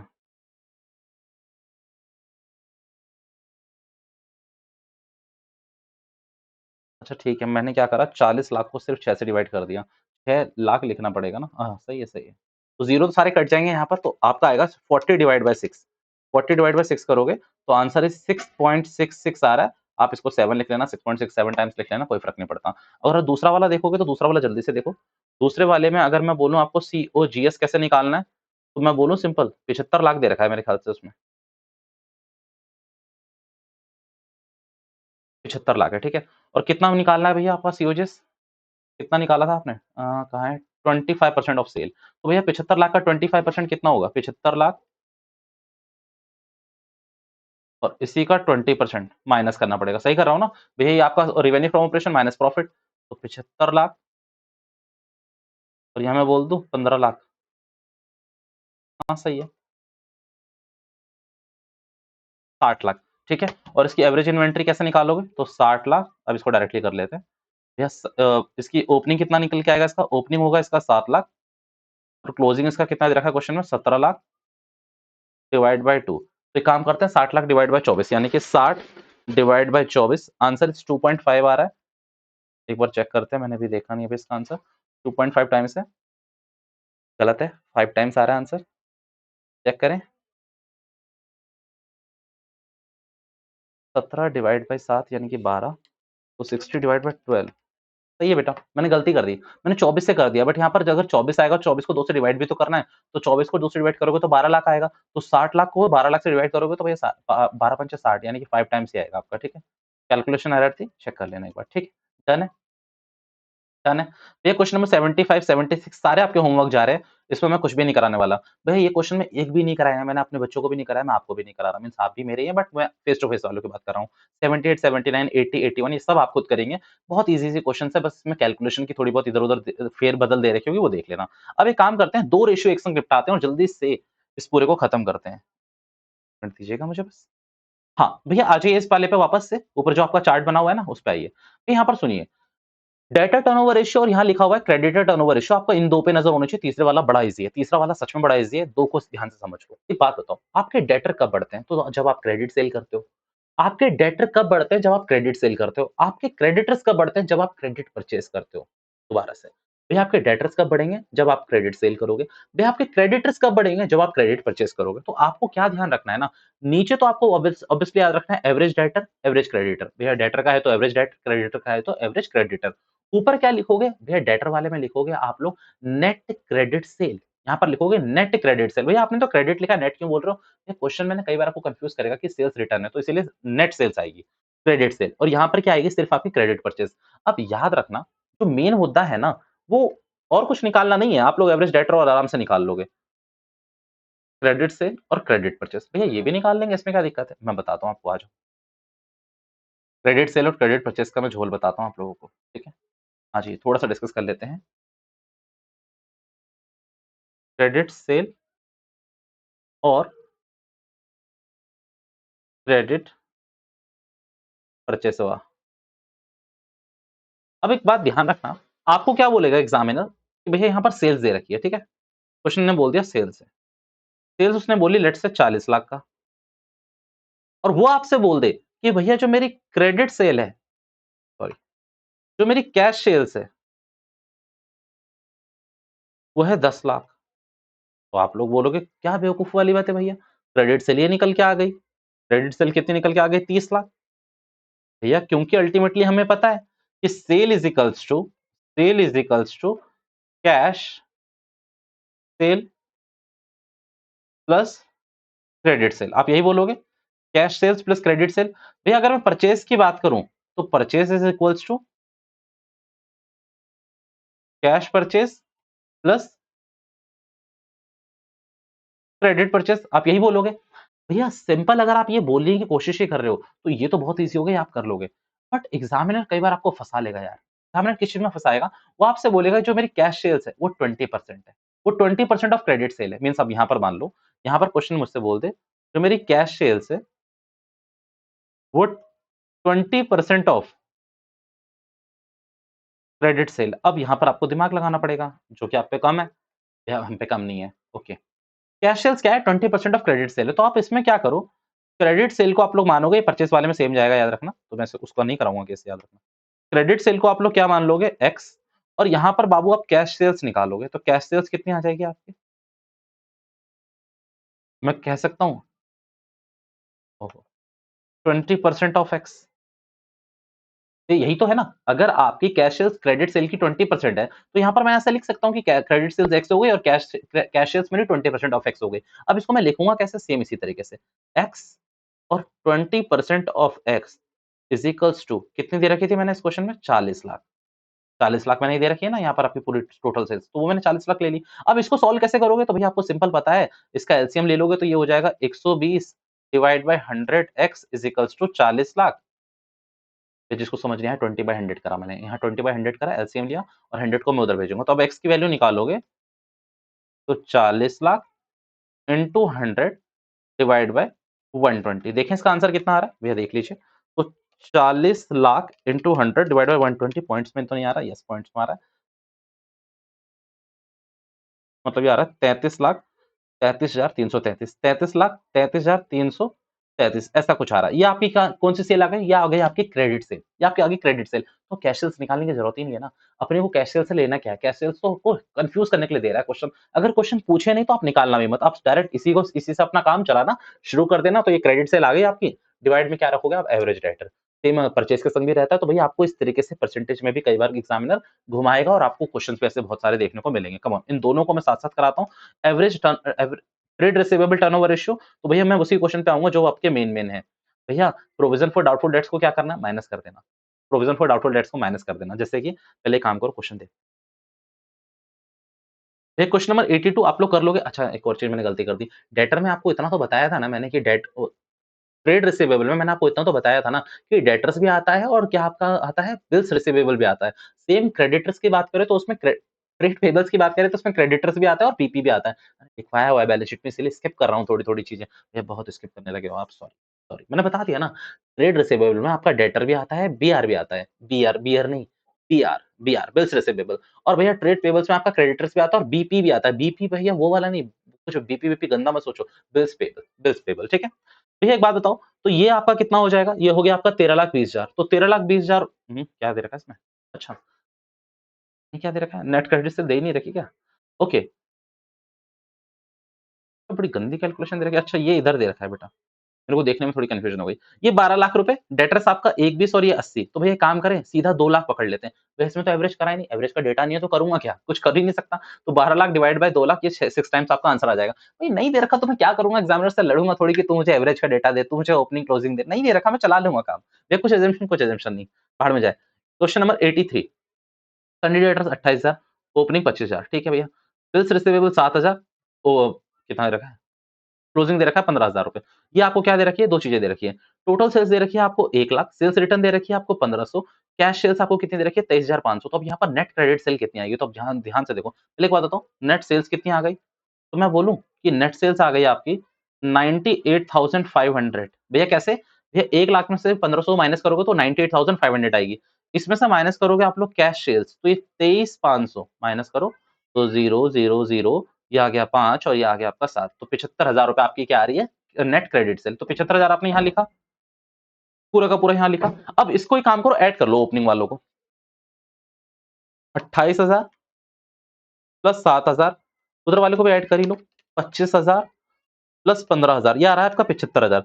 75,000 में से माइनस क्या करोगे आप लोग? उधर से मैंने 1500 माइनस करा और इधर से मैंने 4500 माइनस करा, डिवाइड बाय 2 करा, तो आपका 1 मिनट रुकना।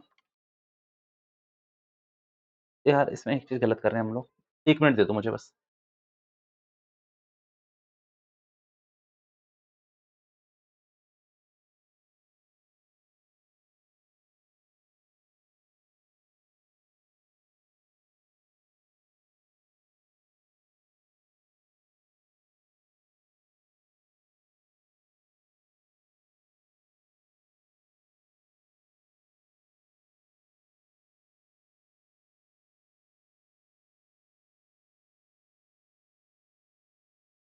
इसमें एक चीज़ गलत कर रहे हैं हम, ये ना प्रोविज़न फॉर डाउटफुल डेट्स को मुझे सेट ही करना पड़ेगा। 1 मिनट दे दो बस, 1 मिनट दे दो।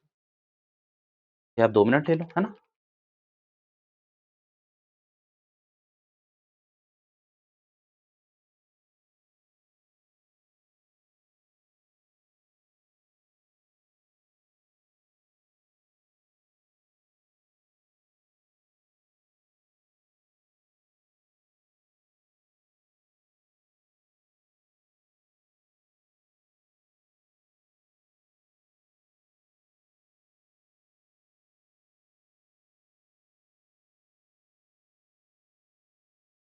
ये क्या कर रहे हो? 1 मिनट बस 1 मिनट।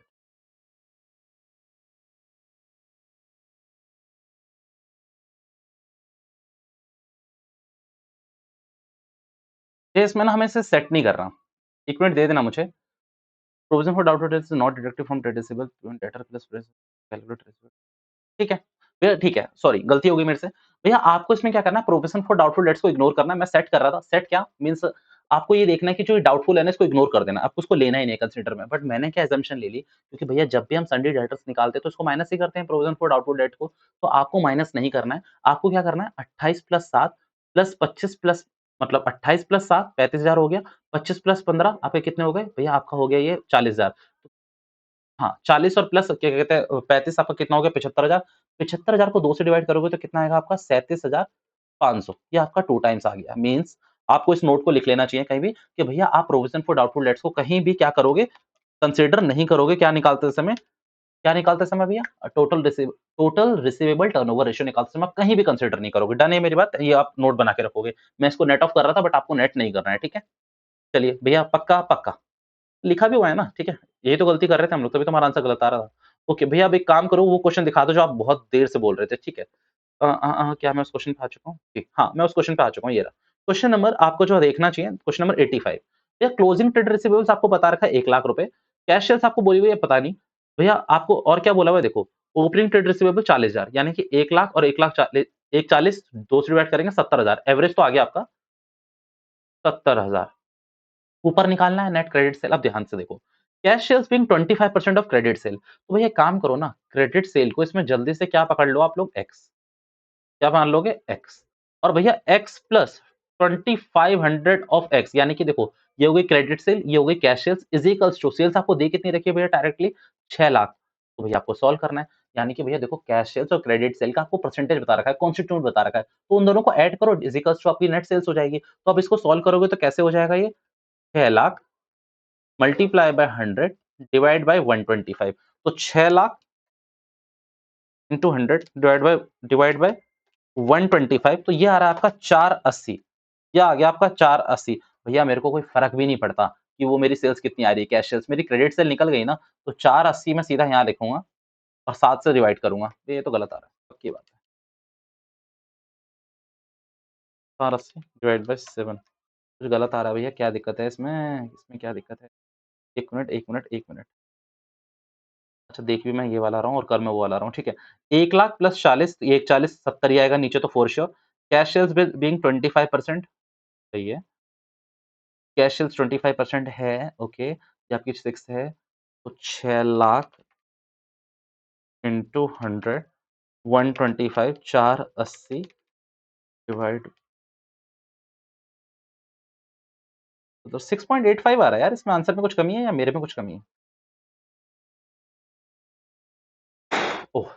शिट! डेटा गलत पकड़ा हुआ है बेटा, यहाँ 70 नहीं आएगा, सॉरी। ऊपर 480 आएगा फॉर श्योर, यही है जल्दबाजी में करने का ना नतीजा। तुम्हें मिल गया ना example, speed thrills but kills. अब देखो मैं इसको कट नहीं करने वाला कोई भी, मैं आपको सीधा दूँगा ताकि आपको भी पता चले कि जल्दबाजी में क्वेश्चन पढ़ने का नतीजा देखो जब हम जैसों से ये हो रहा है तो आप जैसों को तो क्या होगा सोच लो। ये लाइन पढ़ो ना, भैया क्लोजिंग ट्रेड रिसीवेबल भैया हमने पहले ही पढ़ ली थी, आप तो पढ़ते नहीं हो। Okay, closing trade receivables over opening trade receivables 40,000 है। यानी कि मैं कहूँ कि अगर ये 1 लाख है आपके क्लोजिंग ओपनिंग तो 1 लाख है आपके ओपनिंग, तो क्लोजिंग कह रहा है कि भैया excess of closing trade receivables over opening trade receivables यानी कि भैया जो क्लोजिंग ट्रेड रिसीवेबल्स है वो ओपनिंग से 40,000 एक्सेस में है। तो मैं कह दूँ कि ये 40 है? या बिल्कुल आप कह दीजिए, भैया यही तो लैंग्वेज कह रहा है।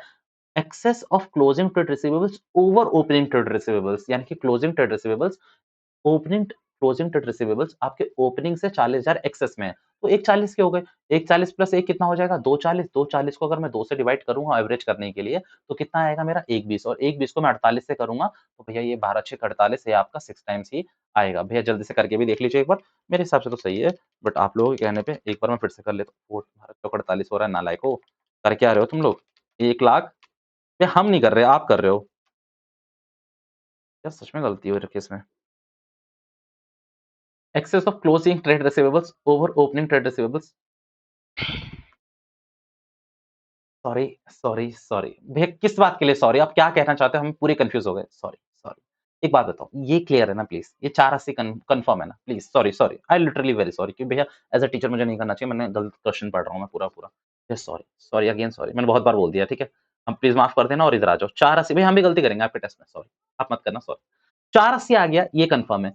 भैया आप सही से पढ़ो ना, ये क्लोजिंग ट्रेड रिसीवेबल्स दे रखा है 1 लाख रुपए। तो भैया ये आपको ये ओपनिंग 1 लाख दे रखा है, क्लोजिंग आपको 1 लाख दे रखा है, सॉरी क्लोजिंग पता नहीं क्या हो गया मेरे को।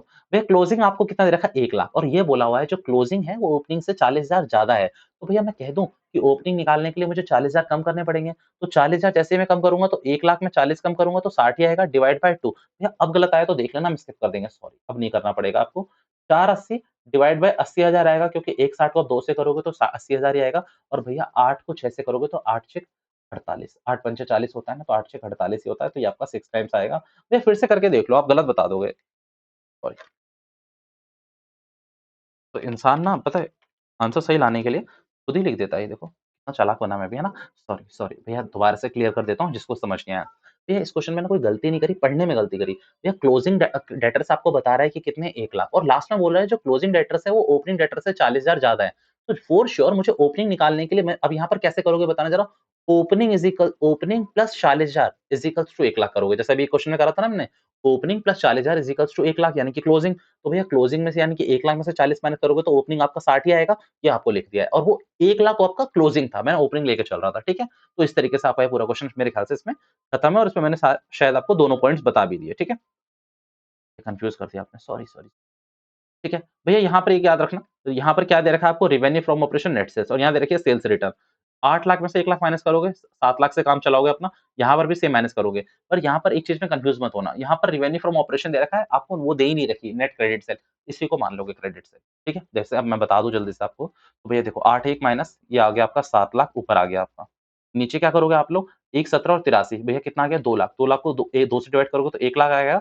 ये देखो, ये आपका सही सीधा 7 टाइम्स। सही है? अच्छा भैया आप इसमें भी गलती कर रहे हो। क्या गलती कर रहा हूँ इसमें मैं? ये तो सही है मेरा, बिल्कुल सही है। भैया देखो अब इस वाले में देखो 7 लाख माइनस 50,000 कितना हो गया भैया ये आपका 6,50,000 ठीक है? भैया इसको फिर 170 और 83 करोगे तो ये 2 लाख आ रहा है। भैया 6.5 को 2 से डिवाइड कर लेते हैं, जल्दी से बता देता हूँ। 6.5 डिवाइड बाय 2 ये 3.25 आ रहा है। अरे भैया क्या कर रहे हो? दोनों आंसर मैच नहीं हो रहे आपके तो। दोनों आंसर मैच नहीं हो रहे, 7 इसका आ रहा है, 2 इसका आ रहा है। ध्यान से पढ़ो क्वेश्चन। ध्यान से पढ़ो, आपको 1 पॉइंट मिलेगा, 1 पॉइंट मिलेगा। नेट से। भैया जब ये नेट सेल्स आपको दे ही रखी है, तो क्यों मज़े ले रहे हो क्वेश्चन्स के साथ? तो भैया क्यों इसमें से ये माइनस कर रहे हो? ये आपको सिर्फ़ और सिर्फ़ आपको एक वो कन्फ्यूज़ करने के लिए दे रखा है। तो 8 लाख में से 1 लाख माइनस नहीं करना है, सीधा 8 लाख ही लेके चलना है, और नीचे सेम ले रहे थे, हम सही ले रहे थे। 2 लाख आएगा, 2 लाख को 2 से डिवाइड करेंगे तो 1 लाख आएगा, तो ये देखो ये आ गया आपका 8 टाइम्स ही आएगा। भैया 1 लाख को इससे माइनस करो 8 टाइम्स आएगा। भैया यहाँ 7 लाख ही लेके चलना है, 7 लाख ठीक है? अब यहाँ पर देखो debtors in the beginning of the year 117 और यहाँ पर क्लोजिंग में कितना है 83,000, तो ऐड करो जरा दोनों को, 2 लाख आएगा, और 2 लाख को आप किससे डिवाइड करोगे? 1 से, तो ये आपका आ गया 1 लाख डिवाइड बाय 7 टाइम। अच्छा यहाँ पर ये मैंने डिवाइड भी नहीं करा था, ये गलत ही था पूरा। ये नीचे ही मैंने डिवाइड नहीं करा था। 2 लाख को 1 से डिवाइड करोगे तो 1 लाख ही आएगा, 2 लाख को 2 से डिवाइड करोगे तो 1 लाख आएगा, और ये 7 टाइम्स हमारा आंसर है। भैया याद रखना, ये वाला कन्फ्यूजिंग पॉइंट था। नेट सेल्स अगर ऑलरेडी दे रखी है तो सेट ऑफ करने की कोई ज़रूरत नहीं है। तो यहाँ से 2 चीज़ें पता चलती है, एक तो नेट सेल्स में ख्याल रखना है आप लोगों को, और दूसरा प्रोविज़न फॉर डाउटफुल डेट्स को छूना ही नहीं है। आपको टीआरटीओ निकालते समय नहीं सोचना, टोटल रिसीवेबल टर्नओवर रेशियो निकालते समय, ठीक है? ये आपके शॉर्टकट्स ना। ओके, भैया इन सारे क्वेश्चन को मैं इग्नोर कर रहा हूँ। भैया हाँ, करोगे आप तो करोगे ही। मैं एक बार देख लूँ?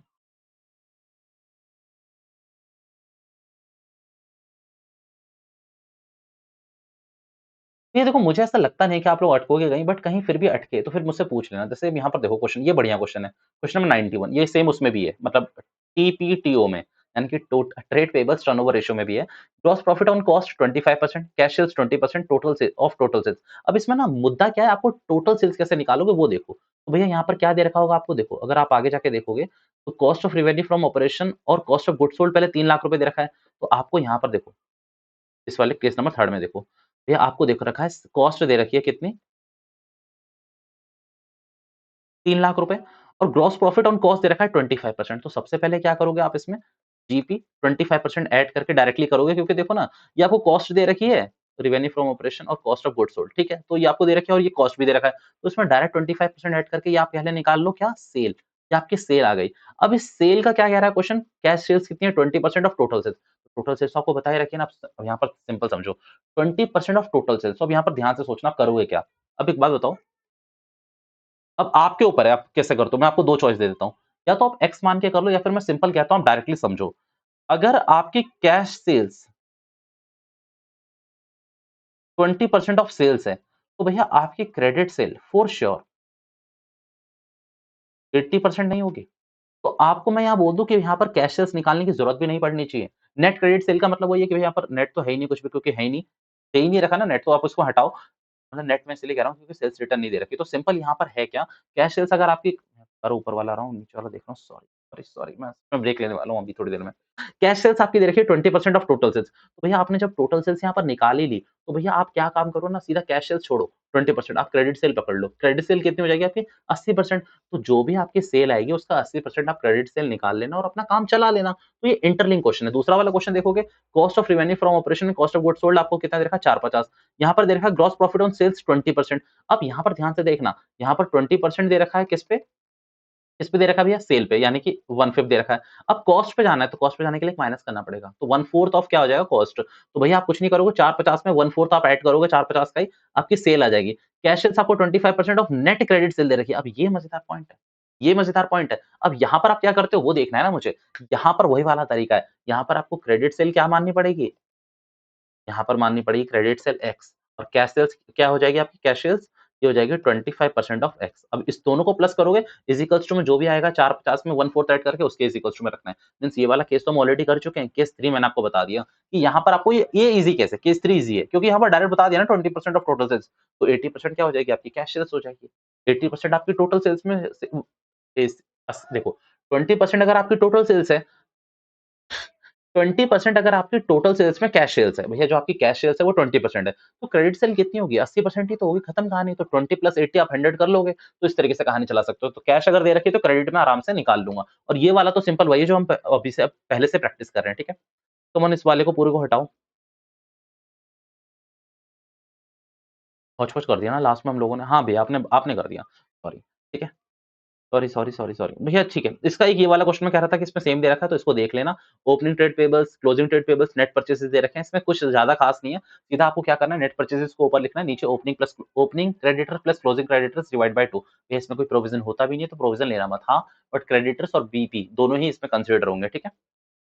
और कुछ भैया और कुछ नहीं। अब देखो यहाँ पर नेट परचेज़ दे रखी है, उसमें कैश परचेज़ दे रखी है। तो नेट परचेज़ में से आप कैश परचेज़ माइनस करोगे तो क्रेडिट परचेज़ आएगी। क्रेडिट परचेज़ ऊपर आ गई, वो क्लोजिंग ट्रेड पेबल्स आपको ये दे रखे हैं और ओपनिंग आपको दे नहीं रखे ना, तो क्लोजिंग को ही लेना होता है आपको। अगर जैसे इस क्वेश्चन में मैं करके दिखा जल्दी से। ये देखो, ये 443 है और 1080 है। तो 43,20,000 में से सबसे पहले आप 1080 माइनस करने वाले हो, और नीचे अगर आपको कुछ दे नहीं रखा है, तो भैया आप क्लोजिंग को ही मान के चल लोगे कि हाँ, मेरा क्लोजिंग ही क्या है? एवरेज है। ठीक है? अब इसमें डायरेक्टली करके देख लेते हैं। 4 3 43,20,000 माइनस 10,80,000 डिवाइड बाय मैं करूँगा कितना? 5,40,000 और ये मेरा 6 टाइम्स आंसर आ गया। भैया देखो, अगर एवरेज नहीं दे रखा तो मैं लड़ूँगा नहीं एग्ज़ामिनर से कि मेरे को ओपनिंग भी दे। मैं क्लोजिंग से ही काम चला लूँगा, खत्म कहानी। ठीक है? ये last ratio working capital turnover ratio देखते हैं, वो बहुत ईज़ी है। भैया अब ईज़ी है आपके लिए, और आप 1-2 क्वेश्चन में गलती कर चुके हो, सच में सॉरी फॉर दैट। वो 1-2 क्वेश्चन में मैंने हौच-पौच में कर दी गलती। अब चलो, भैया वर्किंग कैपिटल टर्नओवर रेशियो पहले एक बार पढ़ लेते हैं, फिर हम आगे चलेंगे, ठीक है? इसमें अब कुछ नहीं बताना, फिर उसके बाद हम इस पूरे सेशन को बंद कर देंगे। भैया आप कह रहे थे सबसे ईज़ी है, बट हाँ, सबसे लेंथी भी आप कह सकते हो। लेंथी भी है थोड़ा, क्योंकि इसमें हमने क्वेश्चंस पे थोड़ा टाइम ज़्यादा लगा दिया। भैया वर्किंग कैपिटल टर्नओवर रेशियो का सिंपल फॉर्मूला है, या तो ऊपर सीओजीएस आ जाए या फिर रेवेन्यू फ्रॉम ऑपरेशन में जाए, दोनों में निकलता है ये। सीओजीएस में भी निकलता है, रेवेन्यू फ्रॉम ऑपरेशन में भी निकलता है, कोई दिक्कत नहीं है। एज़ पर डेटा अपन काम करेंगे। ये दोनों डेटा दे रखा है तो दोनों निकाल देना है, दोनों निकाल देना क्वेश्चन में, खत्म कहानी। नीचे आएगा वर्किंग कैपिटल। वर्किंग कैपिटल का फॉर्मूला होता है सीए माइनस सीएल, बस इतना है। सीए माइनस सीएल यानी कि करंट एसेट में से आपको करंट लायबिलिटी माइनस करनी है, और ऊपर का तो आपको सारा केस पता ही है कि कैसे-कैसे निकालना है। आओ इसके क्वेश्चन देखते हैं डायरेक्टली।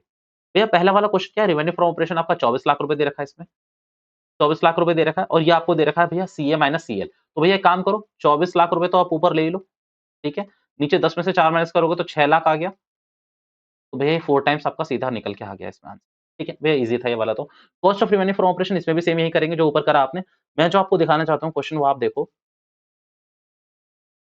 हुँ। क्वेश्चन नंबर 103, ये cash sales 5 lakh, credit sale 6 lakh, यानी कि 11 लाख रुपए हो गए। अब 11 लाख में से आपको सेल्स रिटर्न माइनस करना पड़ेगा। तो भैया आपकी जो सेल्स हो जाएगी पूरी, वो कितनी हो जाएगी? 10 लाख, और नीचे वर्किंग कैपिटल कितनी आ रही है भैया आपकी? 2 लाख। 2 लाख भैया, क्योंकि 3 में से 1 माइनस करोगे तो 2 लाख, और ये आपकी 5 टाइम्स निकल के आ गई। और कोई क्वेश्चन देखते हैं अच्छा-सा?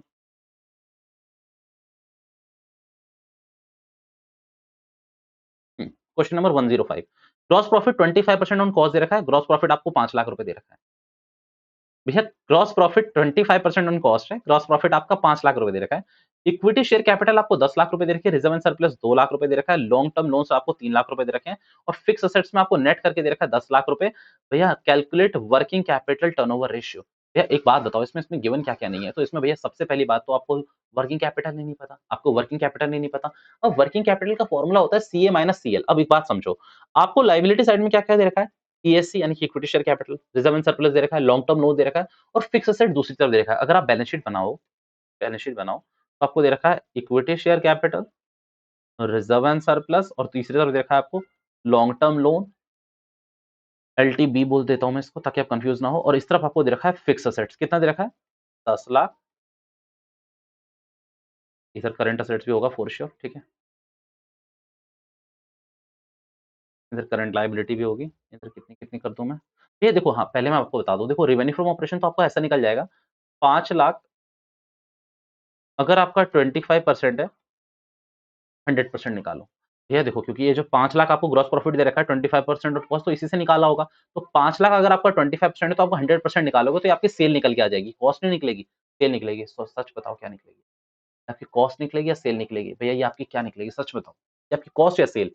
भैया देखो, इस पे दे रखा है 25% ऑन कॉस्ट, तो ये कॉस्ट ही निकलेगी ना। ये कॉस्ट निकलेगी तो सेल निकालने के लिए भी कुछ करना पड़ेगा। तो आपको कुछ नहीं करना, यहाँ से जो निकल जाए वो आपका काम है। वो यहाँ से जो निकल जाए वो आपका काम आ जाएगा क्योंकि फॉर्मूले में सीओजीएस और सीओजीएस और रेवेन्यू फ्रॉम ऑपरेशन दोनों लिख सकते हैं। तो यहाँ पर सीओजीएस से हम काम चला लेंगे, सीओजीएस निकल रहा है आपको क्योंकि कॉस्ट के उसमें अगेंस्ट में दे रखा है ना तो सीओजीएस निकलेगा। अब दिक्कत ये आती है कि भैया वर्किंग कैपिटल कैसे निकालें? वैसे तो इन्होंने फॉर्मूला भी दे रखा है 5 लाख रुपए पर मेरे को एक बार चेक करने दो 1 मिनट। इक्विटी शेयर कैपिटल आपकी 10 लाख हो गई, ठीक है भैया। रिजर्व एंड सरप्लस आपके 2 लाख हो गए, ठीक है। मैं बैलेंस शीट ही बना के चेक करूँगा। लॉन्ग टर्म लोन्स हो गए मेरे 3 लाख, ठीक है। और मेरे को कुछ और दे रखा है क्या? मेरे को फिक्स्ड एसेट दे दी 10 lakh. Calculate working capital turnover ratio. मैं सच में कन्फ्यूज़ हो रहा हूँ इस क्वेश्चन में। 1 minute. Equity share capital 10 lakh, reserve and surplus 2 lakh, 3 lakh, 15 lakh. 15 minus 10 करूँ तो ये सीधा सीएल 0 हो जाएगा, ये हो सकता है। ठीक है, मेरे हिसाब से भी वही है पर ठीक है। अब सुनो, इसमें बस एक ही चीज़ करूँगा मैं। देखो खुद्दू क्वेश्चन था वैसे ये पता है? ये क्वेश्चन में कोई लॉजिक नहीं हुआ। बस यही है कि एग्ज़ाम में आपने प्रिपेयर नहीं करा हुआ है क्वेश्चन तो आप फँसोगे। देखो, यहाँ पर करंट लायबिलिटी आप 0 मानोगे और कोई असम्पशन ही नहीं है क्योंकि मैं सिर्फ देखो, जब मैं अपने मुँह से ये कह रहा हूँ कि मैं भी फँस रहा हूँ इस क्वेश्चन में, दैट मीन्स ये टिपिकल क्वेश्चन है और ये क्वेश्चन टिपिकल का मतलब ऐसा नहीं कि बहुत ज़्यादा आउट ऑफ द बॉक्स है। वो होता तो मैं बोलता कि मैं प्रिपेयर करके ही कराऊँगा तुम लोगों को क्योंकि भैया कई क्वेश्चन ऐसे होते हैं हम लोग जो प्रिपेयर करके कराते हैं। बट ये क्वेश्चन फुद्दू क्वेश्चन है। ये फुद्दू क्वेश्चन है क्योंकि इसमें मिसिंग इन्फॉर्मेशन है। तो यहाँ पर आपको करंट लायबिलिटी क्या माननी है? 0 जिसका कोई चॉइस नहीं है आपके पास, ठीक है? और यहाँ पर आप बैलेंसिंग फिगर देखोगे तो कितनी निकल के आएगी 5 लाख क्योंकि देखो फिक्स एसेट आपको दे दी है 10 लाख तो करंट एसेट्स आपके 5 लाख हो गई। अब सीए माइनस सीएल का फॉर्मूला करोगे तो वो 5 लाख ही निकल के देगा आपका। भैया इसके अलावा और कोई फॉर्मूला नहीं है इसके अलावा कोई फॉर्मूला नहीं है। आपको यहाँ पर करंट लायबिलिटी 0 ही अज़्यूम करनी पड़ेगी और ये करंट एसेट आपकी कितने निकल के आ गई यहाँ पर 5 लाख और वही आपकी वर्किंग कैपिटल होगी। Working capital is equals to current assets कब होगा? जब आपकी करंट लायबिलिटी 0 होगी। जब आपकी करंट लायबिलिटी 0 होगी खत्म कहानी और ऐसा कभी भी नहीं हो सकता कि करंट एसेट 0 हो। करंट एसेट तो कुछ ना कुछ होती है। करंट लायबिलिटी कैन बी 0 ठीक है? तो वो आपने 0 करी, वो भी नहीं होती बट फिर भी। 5 लाख यहाँ पर आप सीधा करोगे तो ये कितना हो जाएगा ज़रा देखें? ये इसने कितना करा 5 लाख डिवाइड बाय 25 इंटू 100 ये आपका 20 लाख आ रहा है? 20 लाख आ रहा है। डिवाइड बाय आप कितना करोगे इससे? 5 लाख से। ये आ गया आपका 4 टाइम्स। कितना आ गया? 4 टाइम्स। भैया आपका आंसर 4 5 टाइम्स आ रहा है। मैं आपको बता देता हूँ ना क्यों चिल, चिल। ये भैया मैंने आपको पहले ही बोल दिया था ये क्या निकल के आ रहा है? सीओजीएस निकल के आ रहा है। अब भैया सेल्स पे निकाल लो। तो सेल्स के लिए क्या करोगे आप एक बात बताओ? COGS plus profit. तो सीओजीएस आपका 20 लाख है और प्रॉफिट कितना है आपका 5 लाख तो 25 लाख। 25 लाख डिवाइड बाय 5 करोगे तो भैया ये आ गया आपका 5 टाइम्स कोई फ़र्क नहीं पड़ता। भैया हमें कौन-सा करना है? जो दोनों करते हैं ना अगर दोनों करने का मन करो वरना आपका पहला वाला भी सही है। बट हाँ, ये याद रखना कि यहाँ से आपका सीओजीएस ही निकले। ये आपका सीओजीएस से निकाल के दे रहा है और निकल भी 20 लाख आपका सीओजीएस रहा है। बट सीओजीएस में जब आप प्रॉफिट ऐड कर दोगे तो आपका क्या निकल के आ जाएगा? सेल्स निकल के। भैया मान लीजिए यहाँ पर 25% ऑन सेल दे रखा होता तो क्या निकलता? तब रेवेन्यू फ्रॉम ऑपरेशन। तब रेवेन्यू फ्रॉम ऑपरेशन निकलता है इस बात को याद रखना। ठीक है? डन है क्वेश्चन, फुद्दू क्वेश्चन था थोड़ा-सा बट ठीक है। आज मैं इनको अपने ऑफलाइन वाले में भी कराऊँगा, ये मैंने कराया नहीं था। ओके, और कोई क्वेश्चन देखते हैं?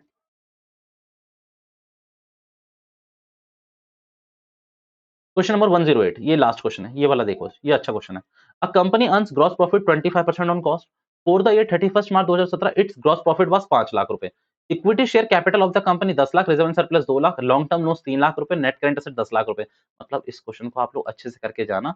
ये क्वेश्चन मैं इसीलिए ही दिखा रहा हूँ कि 108 वहाँ पर भी और वो सेम क्वेश्चन।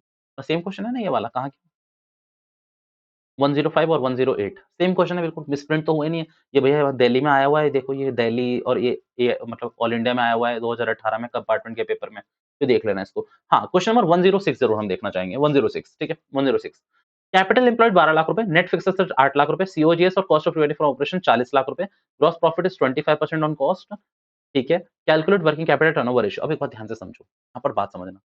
अगर यहाँ पर cost of revenue from operation 40 lakh है और ग्रॉस प्रॉफिट 20% ऑन कॉस्ट हमें दे रखा है, दैट मीन्स क्वेश्चन रेवेन्यू के अगेंस्ट में मांग रहा है। Working capital turnover ratio revenue पे मांग रहा है, तो वर्किंग कैपिटल टर्नओवर रेशियो निकालने के लिए 40 लाख प्लस 40 लाख का 20% यानी कि 8 लाख मैं ऐड ही कर देता हूँ। रिवेन्यू पे निकालूँगा क्योंकि भैया डेटा दे रखा है क्वेश्चन में पूरा-पूरा, ठीक है? यहाँ पर तो कोई चॉइस नहीं है। अब एक बात बताओ, आप वर्किंग कैपिटल कैसे निकालोगे? तो अब एक बात देखो, भैया कैपिटल एम्प्लॉयड का मतलब क्या होता है और नेट फिक्स्ड एसेट्स, ये 2 चीज़ें दे रखी है। अब वैसे तो मैं डायरेक्टली आपको बोल दूँ कि नेट फिक्स्ड एसेट्स का मतलब क्या है भैया आपका, जो भी आपकी फिक्स्ड एसेट्स होगी वही आपकी फिक्स्ड एसेट्स मानी जाएगी इसमें, चलो। मतलब मैंने एक मिनट। एक बात बताओ, कैपिटल एम्प्लॉयड में मैंने क्या बोला हुआ है आपको? शेयर होल्डर फंड और लॉन्ग टर्म, मैंने लॉन्ग टर्म बोरिंग नहीं बोला हुआ, मैंने एनसीएल बोला हुआ है। इन दोनों को ऐड करते हो तो ये आपकी कैपिटल एम्प्लॉयड आती है, राइट? और यहाँ पर आपको क्या बोल दिया है, नेट फिक्स्ड एसेट्स कितनी बोली हुई है? 8 लाख।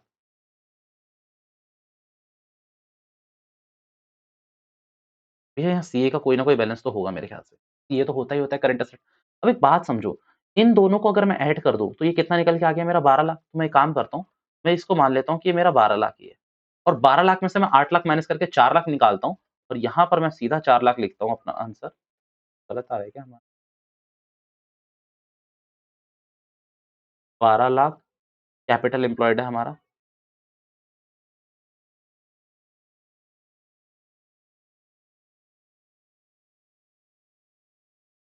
इस फ़ॉर्मूले से नहीं करते। एक और फ़ॉर्मूला मैंने लिखवाया हुआ है तुम लोगों को, अगर तुम लोग देखोगे ना, कैपिटल एम्प्लॉयड के लिए एक फ़ॉर्मूला लिखवाया है मैंने, अभी आपको दिखाता हूँ। कैपिटल एम्प्लॉयड के लिए हमारा क्या फ़ॉर्मूला होता है अगर मैं एसेट वाली साइड से चलूँ? NCA plus CA minus CL, ये अच्छा इससे नहीं करेंगे, गलत आएगा, याद रखना हमारा आंसर उसमें। कैपिटल एम्प्लॉयड के लिए हमने क्या फ़ॉर्मूला करा हुआ है? NCA plus CA minus CL, अभी मैं दिखा भी दूँगा। मैंने दूसरा फ़ॉर्मूला लिखाया हुआ है उसमें, एनसीए प्लस वर्किंग कैपिटल। अब यहाँ पर जब आपको नेट करंट एसेट यानी कि नेट फिक्स्ड एसेट्स दे रखी है, एनसीए क्यों बोल रहा हूँ मैं? Non current asset, sorry, non current asset, not NCA. NCA का मतलब नॉन करंट एसेट। तो नॉन करंट एसेट और यहाँ पर आपको दोनों चीज़ें दे रखी है, ये नेट फिक्स्ड एसेट को मैं नॉन करंट एसेट्स ही मानूँगा, ठीक है? अब कैपिटल एम्प्लॉयड कितना है आपका, ज़रा देखना, 12 लाख। नॉन करंट एसेट्स आपकी कितनी हो गई है? 8 लाख। वर्किंग कैपिटल आपका कितना निकल के आ गया? वर्किंग कैपिटल निकल के आ गया आपका 4 लाख, फॉर श्योर 4 लाख निकल के आ गया। अब यहाँ पर समझो कि 48 लाख ऊपर आ रहा है आपका, ये आपका करा 4 लाख। सारे ज़ीरो से सारे ज़ीरो कट गए, 12 चौक 48 यानी कि 12 12 टाइम्स आ रहा है, आपका आंसर भी आ रहा है। भैया आपका आंसर उससे भी सेम आ रहा था, हमने देखा, उससे भी सेम आएगा। बट उसमें ना मैं इसीलिए हिचकिचाया क्योंकि मेरे को वही गंदी असम्पशन लेके चलनी पड़ रही थी कि जिसमें मैंने करंट लायबिलिटी को 0 माना था। मैंने उसमें करंट लायबिलिटी को 0 माना था। बाकी भैया ऊपर वाले क्वेश्चन में भी शायद हम ऐसा कर सकते हैं क्या? एक बार मैं देख लूँ, equity share capital plus long term borrowings, ये आपका कैपिटल एम्प्लॉयड आ जाएगा। और फिक्स्ड एसेट्स में से अगर मैं कैपिटल एम्प्लॉयड माइनस कर दूँ, वर्किंग कैपिटल प्लस कर दूँ, फिक्स्ड एसेट, हाँ, ठीक है भैया, एक मिनट। अगर आपको वो असम्पशन नहीं लेनी है ना बैलेंस शीट वाली, तो 105 और 106 में एक सिंपल क्वेश्चन फॉर्मूला लगाता हूँ मैं आपको। कैपिटल एम्प्लॉयड निकालने का फॉर्मूला है non current assets plus working capital. तो ये फॉर्मूला लगा सकते हो। अब यहाँ पर देखो, क्वेश्चन नंबर 105 में अगर आप अपनी वो देखोगे कैपिटल एम्प्लॉयड है कितनी, तो भैया आप बोलोगे 10 लाख, रेवेन्यू सरप्लस भी लोगे आप, रिजर्व एंड सरप्लस 12 लाख रुपए, लॉन्ग टर्म लोन लोगे आप 3 लाख, तो 15 लाख हो जाएगी आपकी कैपिटल एम्प्लॉयड, कितनी हो गई आपकी? 15 लाख। भैया नॉन करंट एसेट्स कितना लेके चलोगे आप, यहाँ पर देखो ये कितना आ गया आपका? 10 लाख फिक्स एसेट आपकी नॉन करंट लायबिलिटी होती है, ये वर्किंग कैपिटल आपकी कितनी निकल के आ गई? 5 लाख। भैया वो बैलेंस शीट बनाओ ही मत, आप ये वाला फॉर्मूला लगाओ सीधा, ये वाला फॉर्मूला। ये फॉर्मूला आपने हमें कहीं करवाया हुआ है, आपने ये फॉर्मूला हमें करवाया हुआ है जो आप इतना श्योर में कह रहे हो, आ जाओ चेक करा देता हूँ। ये देखिए, ये वाला फॉर्मूला करवाया हो ना, ये वाला। ये वाला फ़ॉर्मूला, ठीक है? आप यही फ़ॉर्मूला लगाओ क्योंकि वहाँ पर मैं बोल रहा था ना कि फुद्दू क्वेश्चन है, अब वो फुद्दू नहीं रहेगा क्योंकि वहाँ आपको करंट लायबिलिटी ज़ीरो अज़्यूम करने की ज़रूरत नहीं है। बट एक बात बोलूँ, जब अगर एग्ज़ामिनर के सामने मुझे क्वेश्चन करना है और मुझे कुछ याद नहीं आ रहा तो मैं भी वही करता। अगर आपको उससे करना है तो उससे कर लेना, वरना ये सेम तरीका आपका ये भी है और ये बेस्ट लगा है मुझे। एनसीए प्लस वर्किंग कैपिटल यानी कि आपका अगर वो नेट फिक्स एसेट दे दे, नेट एसेट्स दे दे, तो आप उसको मान के चलोगे कि भैया वो नॉन करंट एसेट्स ही दे रखा है, एनसीए ही दे रखा है, ठीक है? चलिए, यहाँ तक अपने सारे क्वेश्चन डिस्कस कर लिए, 3 रेशियो हमारे डिस्कस हो चुके हैं, एक चौथा रेशियो बचा हुआ है जो आपके संग मैं नेक्स्ट क्लास में डिस्कस करूँगा। This is all for now, thank you so much for your time. Please अच्छे से रिवाइज़ कर लेना अगली क्लास से पहले, क्योंकि अगली क्लास में हम इस पूरे रेशियो को खत्म कर देंगे। चलिए, ख्याल रखिए अपना।